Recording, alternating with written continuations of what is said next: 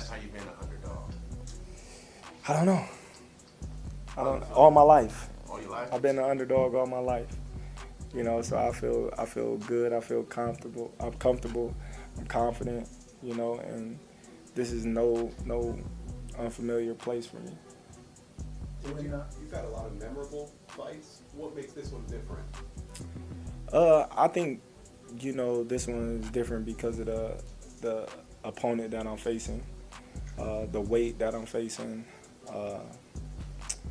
the level of fighter that I'm facing, what's on the line, the legacy, just everything as a whole is, you know, make this fight different than.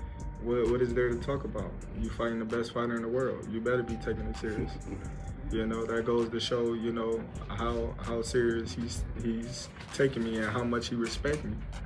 Because, you know, if I haven't fought anyone, if I was too small, if I was, you know, all these things that all the media say I was, then he wouldn't need these guys to help prepare him to fight me. He wouldn't, you know, need all the help that, you know, he's getting. But I'm happy that he's getting the help that he needs because, you know, after, you know, September 13th, there'll be no excuse. You know, I'm gonna make all those doubters at the end of the day, at the end of the fight, they all gonna cry when they get home.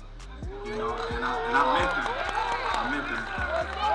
You know, everybody's talking about the size and, you know, me being a smaller fighter, but if you look on the stage, I've been sparring these big dudes my whole career. Very well, and I think he wears Crawford out and wins a going-away decision. Crawford is an all-time great, obviously, but there's the weight division. Have you put on a lot of weight or muscle? Like, how is it in that department? Because I know a lot of people have said, like, hey, you're fighting a big guy, 168, who's used to fighting guys that are bigger than him. It might be smart to put on a little bit more, like, mass. It comes natural with working out. Yeah. You know, like I said before, the only thing about this camp different than any other camp is I don't got to cut muscle. I don't got to, you know, watch what I do in strength condition. I can, you know, go fully all out, you know, and just do what I need to do. Went straight away with Crawford, and so did Spence. I mean, other people that we've spoken to, I think Paul Smith and other people that sit on the show with us think it will be Canelo Alvarez because of size. We've seen Canelo Alvarez take that journey up to light heavy and find himself coming up against Dimitri Bivol and not being able to do what he does at super middleweight.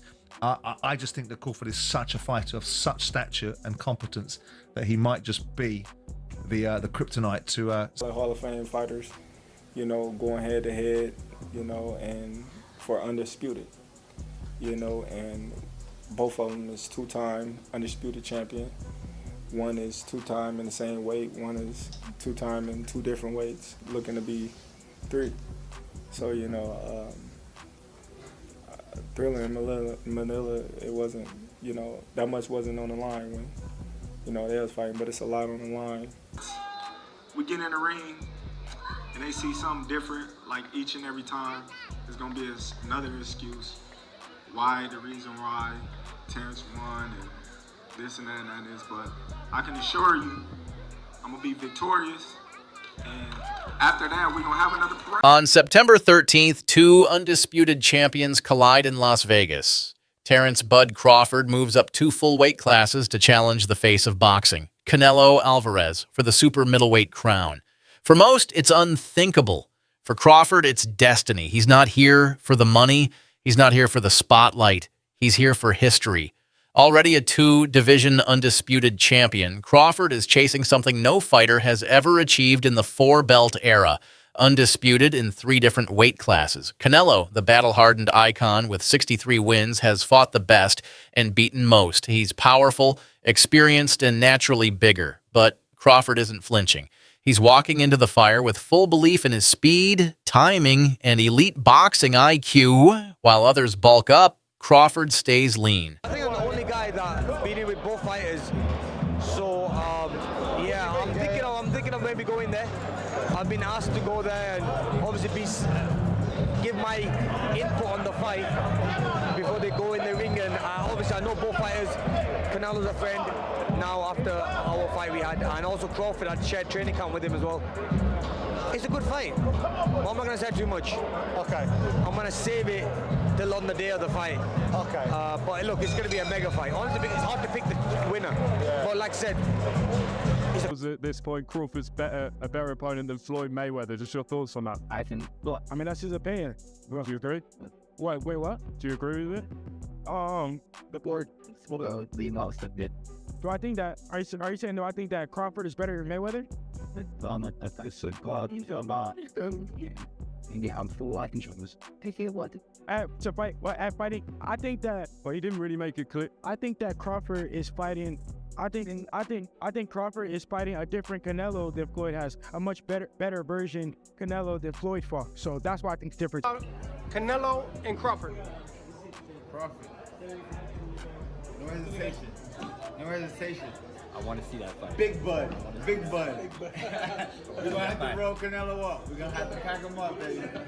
But how hard is the jump from 47 to 68? I mean, listen, it's a very big challenge. But what I said, with his skills and the way he's adapted to the size, brother, when I seen them stand toe-to-toe and side by side, I said, game over. Terence Crawford. And listen, don't be surprised if he stops him. I'm telling you. Who? Don't be surprised if Canelo stops Crawford. Terence Bud Crawford stops Canelo. I wouldn't be surprised. I love you. Skills pay the bills. See that, Cody? Fast, sharp, efficient. No drastic weight gain. No changes to the blueprint. Just complete confidence in what got him here. Critics say the size gap is too much, but look closer. Canelo's bringing in elite welterweights like Boots Ennis just to prepare. That's respect. That's fear. That's a signal. This won't be easy. Crawford has dismantled every man he's faced, and he believes Canelo is next. No trash talk, no stunts. Oh, you saw him sparring with Boots. Give me your initial response to that. That don't mean shit, man. That don't mean shit. That don't mean nothing, man. Boots ain't no Crawford. That's right. So, hey, like I said, that don't mean, all that shit don't mean nothing. That shit, they ain't gonna help him. He should have just got the last cab driver he just fought. Cause that shit ain't gonna, that don't mean nothing, man. All that shit don't mean nothing. You ain't no Bud Crawford. They don't have that mentality. Having that mentality and going upside your head at the same motherfucking time, shit, man.